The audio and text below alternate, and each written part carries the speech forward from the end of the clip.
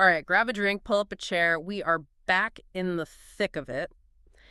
If you were with us for part one of this deep dive into the European Union, you know we left things.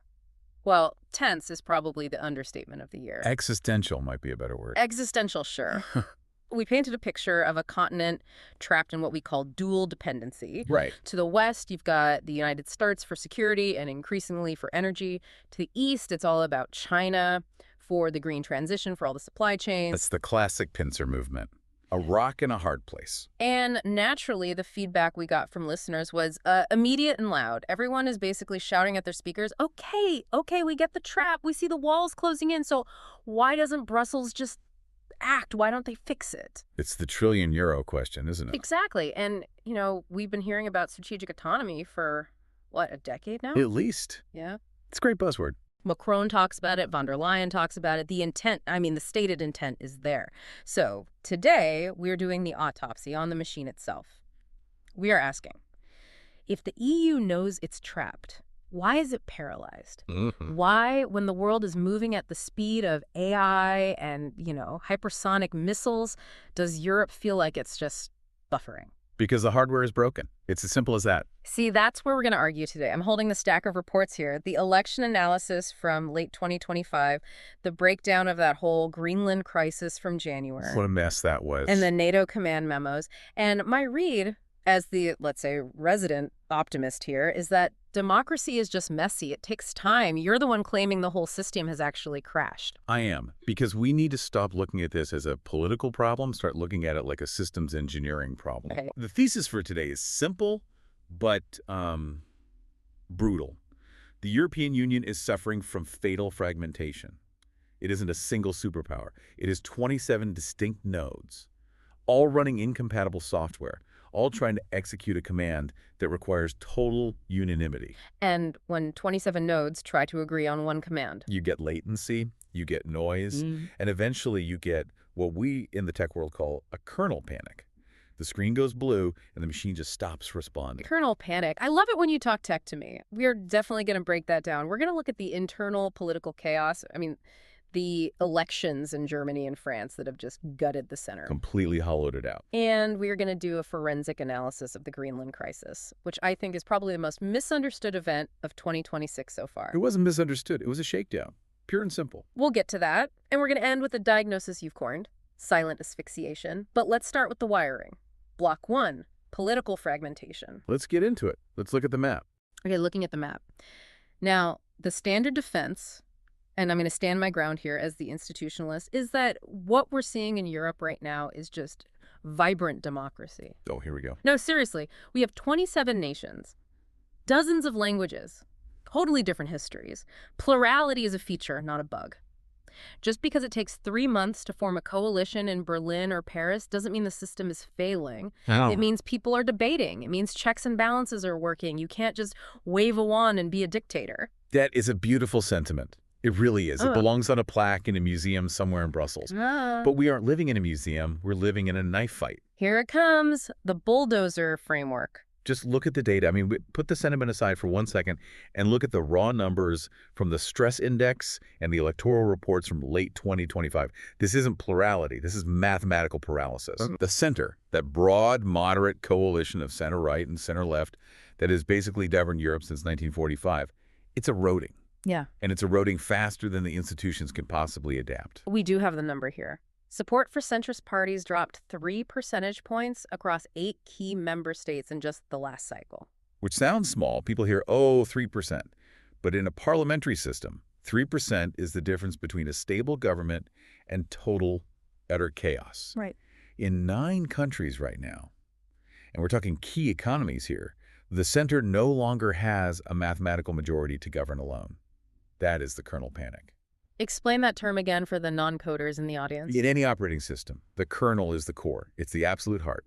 It manages the requests between your software and the physical hardware. The traffic. Exactly. A kernel panic happens when that core receives conflicting internal commands that it literally cannot resolve. It doesn't know what to do, so to protect the whole system from corrupting, it just shuts down, it freezes. And you're seeing this in the parliaments. We are seeing it everywhere. Let's just take the European Commission itself. Ursula von der Leyen's current term, the 2025-2026 session, You argue that she's still in charge, right? She is. I mean, she got the votes. She's the president. But look at how she got the votes. Yeah. And more importantly, look at how she passes any legislation. There is no stable coalition anymore. The von der Leyen majority of 2019, it's dead. Gone now. It's what I'd call an ad hoc nightmare. Every single morning, her team wakes up and has to build a brand new coalition from scratch, depending on what's on the day's agenda. I see it as flexibility. It's agile. It's exhaustion. Just think about the logistics of that. On a Monday, she wants to pass some Green Deal adjustment. The center-right hates it. So she has to pivot left. She has to go big the Greens, maybe make some huge concessions to the Socialists. She spends immense political capital. Yeah. Then Tuesday comes around. Now she needs to pass a migration enforcement bill. The Greens hate that. Yeah. So she has to pivot all the way to the right, maybe make a deal with the ECR or even, elements of the hard right. But that's politics. That's the art of the deal, isn't it? It's survival. Yeah. It is not governance. You cannot build a 10-year geopolitical strategy which requires consistency, predictability, long-term investment when you don't even know who your allies will be next Tuesday. So while Brussels is buffering... While Brussels is buffering, trying to figure out if it's left-wing or right-wing today, the United States and China are executing code. They're just running their programs. Let's get specific, because the generalities are, they're easy to brush off. Let's talk about the engine of Europe. Let's talk about Germany. Because if the engine breaks, the whole car stops. The engine isn't just broken, it's actively smoking. Look at the fallout from the February 2025 election. I mean, everyone was watching the AfD, the alternative for Germany. And the headlines were mixed. Some people said, oh, the center held. Others were calling it a disaster. The center held in the sense that the chancelleries wasn't literally burned to the ground. But look at a place like Saxony-Anhalt. The AfD didn't just do well. They won an outright majority, a clear majority.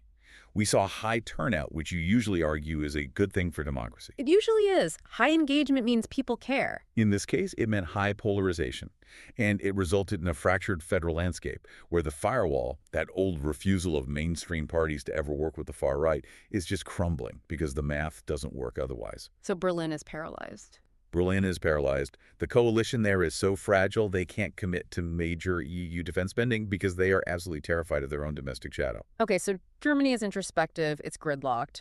But France has a presidential system. It's designed to be more robust. The president has real power. France is arguably in a worse position, psychologically speaking. The collapse of the Sebastian Lecornu government was a genuine shock to the system. It left a power vacuum. And now you have Jordan Bardella and Marine Le Pen's RN, not just knocking on the door, but effectively holding the keys to the building. They are positioning for 2027. And every single move Macron makes now is dictated by the fear of that election. So Paris is paralyzed by the future and Berlin is paralyzed by the present? Exactly. And while the two biggest nodes are offline or just constantly rebooting, you have the spoiler nodes running wild. You have to look at Hungary. Viktor Orbán. The man who has been the thorn in the EU side for, what is it now, 15 years? 15 years. And the EU thought they had him cornered. Remember the money weapon. Brussels blocked $19 billion in aid due to all those rule of law violations. Right. The theory was he needs the cash, he'll fold. And I remember arguing at the time that was a smart move. It was playing hardball. It was hardball, but Orbán brought it back. He didn't fold. He entrenched. He realized that in a system that requires unanimity for any big decision, his single no vote is worth more than $19 billion. So he uses his veto power on foreign policy to hold the entire bloc hostage. You want to sanction Russia? Release my money. You want to send aid to Ukraine? Release my money. It creates a massive transaction cost for every single decision. It turns foreign policy into a bazaar. When one node out of 27 can freeze the entire network, you do not have a superpower. You have a dysfunctional committee. And this brings us to the actual geography of the fracture. It's not just about political parties, it's the map itself that's cracked. The East-West divide, it's deeper than ever. Talk about that. Well, the East, Poland, the Baltics, they are operating on a completely different threat model than the West. For Warsaw, Russia is an existential threat, a literal tanks rolling across the border kind of threat. For them, it's 1939 all over again. It is. They want total confrontation. They want a fortress Europe. And the West. Yeah. Germany and France. They are still whispering about normalization. They are looking at their industrial base, at their energy prices, and thinking, eventually we need to talk to Moscow again. They still have this dream of strategic autonomy. But the East hears strategic autonomy as code for. As abandoning the U.S. umbrella. Exactly. These two operating systems are fundamentally incompatible. And then you layer on top of that the North-South divide, which is that eternal struggle over money. The North wants austerity. The South needs flexibility for its debt. It's a complete gridlock. And here is the kernel panic moment, the core of the problem. In a world of AI speed, where financial markets move in nanoseconds and hypersonic missiles can strike in minutes, the EU requires unanimity for major foreign policy decisions. So if 26 countries agree that we need to act on a crisis and say Malta says, I'm not so sure, The machine freezes. That is That fatal makes- latency. While the EU holds a 3-day summit to discuss the exact wording of paragraph 4 of a press release, the bulldozer, that new geopolitical reality defined by the US and China, has already reshaped the entire terrain. which is the perfect setup for Block 2. Because nothing, and I mean absolutely nothing, exposed this fatal latency quite like the events of last month, January 2026, what you call the Greenland stress test. I call it the moment the colonial reality became undeniable for everyone. Let's set the scene. Because this story got kind of buried by the Super Bowl and all the tech news, but historically, I think this is huge. Donald Trump is back in the White House. It's January. And just out of nowhere, he drops a threat. Tariffs. But not general tariffs. These were surgical. He threatened tariffs of 10 to 25% against 8 specific European countries. Why those 8 in particular? Because they were the ones most vulnerable to trade pressure, and they were the ones with the most political leverage over Denmark. It was a bank shot. And the implicit demand wasn't about cars or cheese. It was about Greenland. It was a shakedown for resources. We have to be crystal clear about what Greenland is in 2026. In the 20th century, sure, it was a strategic block of ice, good for radar, good for watching Soviet subs. Right. In the logistical OS of 2026, Greenland is a treasure chest. The GIUK gap. First, the GIUK gap Greenland, Iceland, UK. It's the naval choke point for the entire North Atlantic. If you control that, you control the flow of submarines into the Atlantic. But And this is more important. It's the dirt. the minerals. 1.5 million metric tons of rare earth minerals. That's the 8th largest reserve on the planet. We are talking about neodymium, dysprosium, terbium. The stuff that makes the modern world actually work. Exactly. You can't build an F-35 fighter jet without it. You can't build a high-end EV motor without it. You can't build guidance systems for missiles. And for the last 2 decades, who has had a near total monopoly on processing these minerals? China. China. In some cases, over 98%. The U.S. decided that monopoly ends now. So Trump's move was simple. I will crush your economies with these tariffs unless you give me guaranteed priority access to Greenland. He didn't offer to buy it this time. He didn't offer to buy the island with a check like he floated back in 2019. That was the polite version. This is the mob boss version. Nice little export economy you have there. Be a shame if something happened to it. Now, here is where I struggle with the doom narrative. Because the elite response in Europe, the official response from Brussels, from Copenhagen, from Berlin, was a victory lap. They signed the NATO framework deal in late January. The tariffs were dropped. They came out and said, see, diplomacy worked. We stood firm, we negotiated a framework, and we avoided a trade war. Diplomacy worked. That is the delusion of the institutionalist. That is the drug they have to take to sleep at night. Trump didn't back down, my friend. He won. He got exactly what he wanted. But he didn't buy the island. They didn't sell it. He didn't need to buy the island. Why would you buy the cow when you can get the milk and the leather for free? So what did he get in the deal? The framework deal gave the U.S. and NATO, which, let's be honest, in this context just means the Pentagon unfettered access to expand the bases in Sewell. It gave them the rights to install the new Golden Dome missile defense sensors, and crucially, it gave them rights of first refusal on those mineral deposits. So they got all the utility without any of the administrative burden. Exactly. They don't have to pay for the schools in Nuuk. They don't have to fix the roads or pay the pensions of the Greenlandic people. They just get the sensors and the rocks. He tested European submissiveness, and Europe blinked. Hard. But this is where the fragmentation story gets really, really interesting. Because you have the elites in Brussels popping champagne, thinking they dodged a bullet. Yeah. But the public. Yeah. The public reaction was completely different. This is the disconnect. Yeah. This is the kernel panic happening in real time between the government and the people. You have to look at the polling data from Denmark. It is absolutely staggering. I have it right here. In July 2023, only 20% of Danes viewed the U.S. unfavorably. And remember, Denmark has always been a staunch Atlanticist ally. One of the most loyal. By February 2026, right after this crisis, that unfavorability number shot up to 84%. That is a collapse. That is a vertical line down on a graph. You just don't see shifts like that in stable democracies unless something deeply traumatic happens. It felt like a humiliation. It was a humiliation. Yeah. And it wasn't just Denmark. Across the entire continent, the European Sovereignty Index spiked.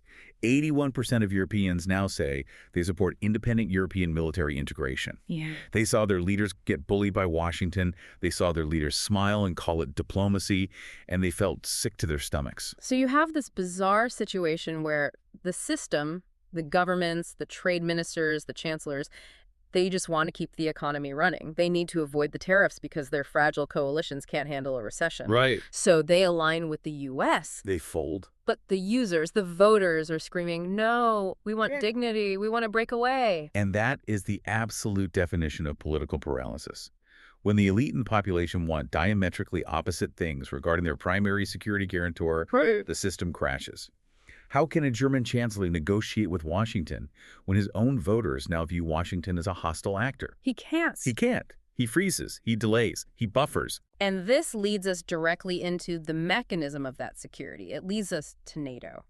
Because if the voters want independent military integration, they're basically asking for an alternative to NATO, or at least a very different version of it. They want the European pillar Yeah. they've been promised for 30 years. Right. And again, looking at the papers, the institutionalist in me would say, it's happening. Look at the news from earlier this year. The U.S. formally transferred command of the Allied Joint Command in Naples and the Joint Force Command in Norfolk to European generals. It made for a great photo op. A lot of flags, a lot of handshakes. It's more than a photo op. These are major command hubs. The argument is that this is the U.S. finally trusting Europe to lead. They're handing over the keys to the car. They handed over the keys to the minivan, but they kept the keys to the tank. You have to look at what they didn't transfer. This is the concept of the hollow alliance. Okay, unpack that for me. What do they keep? They transferred the bone, but they kept the meat. Naples and Norfolk are essentially logistics and coordination centers. They manage the flow of supplies, they organize the spreadsheets. It's important work, but it's administrative. Okay. But look at the kinetic commands. Look at Allied Marine Command, MARCOM. Look at Allied Air Command, AIRCOM. Look at Allied Land Command, LANDCOM. Who still controls those? The United States. The United States. They kept the kill chain. They kept the trigger. And most critically, they kept the keys to all the Golden Dome assets. The Golden Dome. It's a colloquial term for the integrated air defense and space-based surveillance layer. The Missile Defense Shield, the Starlink backbone, the real-time satellite intelligence. This is the central nervous system of modern warfare. Without it, a tank is just a blind, deaf metal box. So the U.S. kept absolute control over that layer. We got the office work, and they kept the superpowers. That's the deal. Here, they said, you can manage the fuel trucks and the cafeterias. We will decide who to shoot and when. And the snub was visceral. Did you see the report on the Brussels NATO meeting in February? The defense ministers meeting, yes. Usually the U.S. Secretary of Defense, or Secretary of War, as this administration now calls it, is the star of that show. Pete Hegseth. Pete Hegseth. Was he there? He was not. And that sends a message. A huge one. Picture the scene. You've got the big mahogany table, all the flags, the 27 European defense ministers in their best suits waiting. The cameras are all set up, and the doors open. And in walks a deputy undersecretary. Ouch. It's the diplomatic equivalent of breaking up with someone via text message. It sends a message louder than any speech ever could. The message is, you are not our partners. You are a buffer zone. A buffer zone. The U.S. is moving to a new logistical OS. They are protecting the core North America and select allies in the Pacific, like Japan and Australia. Europe is being treated as a legacy partition. It's like an old hard drive you keep in a drawer.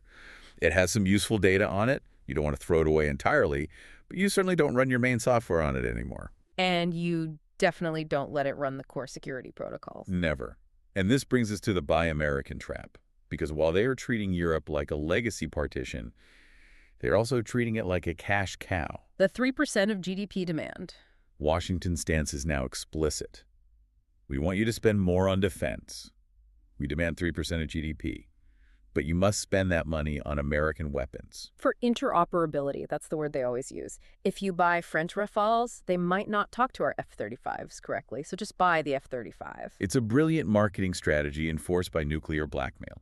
And at the same time, France and the Commission are desperate to buy European. They know that if they don't funnel that new defense spending into European factories, into Rheinmetall, Thales, Dassault, the European defense industry will just die. Use it or lose it. Exactly. But Washington has labeled those buy European efforts as unwelcome. They've made it absolutely clear. If you want the protection of the Golden Dome, you pay the subscription fee to the U.S. military-industrial complex. It is geopolitics as a service. God, that is bleak. Geopolitics as a service. And Europe is the customer who is late on their payments, constantly complaining about the service terms, but has no other provider to switch to. Because the other provider is Russia. And that's not an option. Or China. The incompatible partition. Yeah. So Europe stays, grumbling, paying higher prices, watching its own industrial base starve, and slowly but surely losing the ability to ever act independently. Which leads us to the diagnosis. You've used this term in the source documents, silent asphyxiation. I want to dig into that because asphyxiation implies, well, it implies death, but slow death. It's a medical metaphor. Yeah. And it fits the data from the stress index perfectly. Yeah. If you look at the overall score for the EU, it's a 6.4 out of 10. That is classified as intense yellow. Now, intense yellow doesn't sound apocalyptic. Red is apocalyptic. Right. Red is a massive heart attack. Red is a civil war. Red is a Russian tank rolling into Warsaw or a nuclear detonation. Intense yellow is more like liver failure. It's chronic. It's a slow, grinding degradation of function.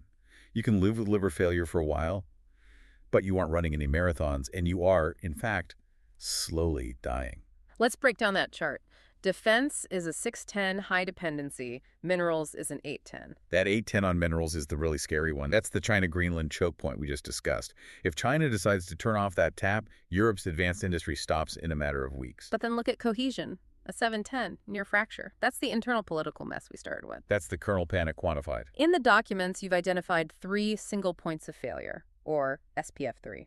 These are the bugs in the system that can't just be patched with a software update. Let's go through them. Number 1, the human bug. Demographics. You just cannot argue with the math. The working age population in the European Union is projected to drop by 49 million people by 2050. 49 million. I tried to visualize that. That's the entire population of Spain. Exactly. Imagine erasing the entire population of Spain from the workforce. Gone. No more taxpayers in Madrid. No more factory workers in Barcelona. No more innovators in Valencia. Poof. That is terrifying. Who pays for the defense buildup? Who pays for the pensions of the rapidly growing elderly population? Who pays for the green transition? You cannot build a superpower with a shrinking, aging workforce. It is physically impossible. SPF number 2, debt. Financial straitjacket. You still got Italy and Greece running debt to GDP ratios over 130%. They're drowning. But the bigger problem, and this surprises people, is actually Germany. Because Germany is supposed to be rich. Germany is rich, but Germany is paralyzed by its own constitutional debt break. They literally made it illegal for themselves to borrow the money they need to invest. So while the U.S. is printing money to build chip factories and China is pouring state subsidies into everything, Germany is looking at a crumbling railway system and an underfunded army and saying, sorry, the rulebook says we can't write a check. They handcuff themselves. And the third and final SPF. The culture of consensus. This is the fundamental operating system flaw. The EU was built on the idea that taking a long time to agree is a virtue.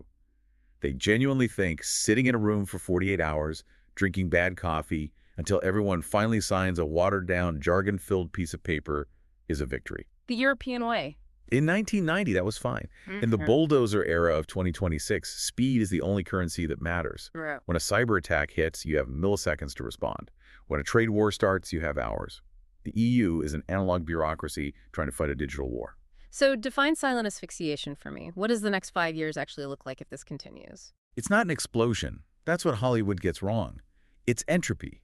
It's a slow strangulation from 3 directions at once. Give me a scenario. Okay. China doesn't need to invade Europe. Why would they? That's messy. They just need to throttle the mineral supply chain. Gallium, germanium, rare earths. Just pinch the hose a little bit. Prices for everything skyrocket. European factories become uncompetitive. They close. Deindustrialization by 1,000 cuts. Then the U.S. They don't need to sanction Europe. They just threaten to remove the security umbrella. Or they redirect a few LNG tankers, what I call the LNG hammer. Oh, you don't want to follow our lead on Iran? That's a shame. This gas tanker is heading to India now. Good luck this winter. Europe freezes. And Russia. Russia doesn't need to attack Berlin. They just need to keep Ukraine bleeding. The vampire strategy. Precisely. We saw the number. $635 billion a year in total EU welfare and state spending. But defense is struggling. If Russia just keeps the war in Ukraine hot, it drains the European treasuries. It sucks all the oxygen out of the room.